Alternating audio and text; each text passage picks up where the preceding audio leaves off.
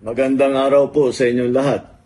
Kagaya ng aking nasabi nung nakaraang report ko, ay patuloy ang pagre-report ko sa taong bayan tungkol sa mga kaso at saka sa mga impormasyon na nakukuha natin tungkol sa mga flood control project. Ito po mga kaibigan, pakinggan natin ang pahayag ni President Marcos na kung saan magbibigay siya ng pahayag tungkol sa update ng ginagawang pag-iimbestiga sa flood control corruption, no?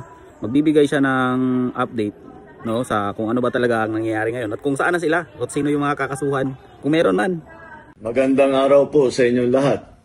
Kagaya ng aking nasabi nung nakaraang report ko, ay patuloy ang pagre-report ko sa taong bayan tungkol sa mga kaso at saka sa mga impormasyon na nakukuha natin tungkol sa mga flood control project na hindi maganda. At kaya ngayon ay nais kong ipalaman sa ating mga kababayan na ang ICI at saka ang DPWH ay lahat ng nakuha nila na impormasyon ay ire-refer, ibibigay na sa ombudsman para imbestigahan ng ombudsman. Ito ay tungkol sa mga impormasyon ng dating Speaker Martin Romualdez at saka ni Saldico. Pag nakita lahat ng ebidensya, baka mag-file ng kaso ng plunder o anti-graft o indirect bribery. Malakas naman ang loob natin na yung ombudsman, ang ginagawa lamang ay sumusunod sa ebidensya. At kung saan tayo dinadala ng ebidensya, doon pupunta ang ating investigasyon. Maraming salamat po. Magandang araw po sa inyo.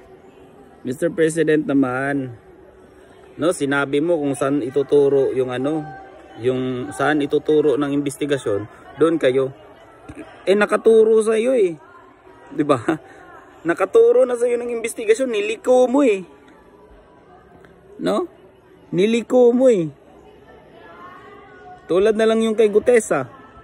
Niliko ni Lacson No, imbis na mag-focus doon sa statement ni Gutesa, nag-focus sa notaryo ni Gutesa. No? Nakakatawa. Tapos no, nung si Saldico ay hindi pa kumakanta, sinasabi nyo hindi nyo mapapauwi yun, no, hindi nyo mapupwesang pauwiin. Pero nung kumanta, doon na kayo nag-file ng kaso at gusto nyo nang pauwiin. Baka siguro para manahimik. No, nakaturo sa iyo yung investigasyon, niliko mo Niliko mo, Mr. President. No? Tapos sasabihin mo, parang itong kay Martin Romualdez ngayon, kakasuhan. Tapos yung parang ikakaso doon, negligence of duty.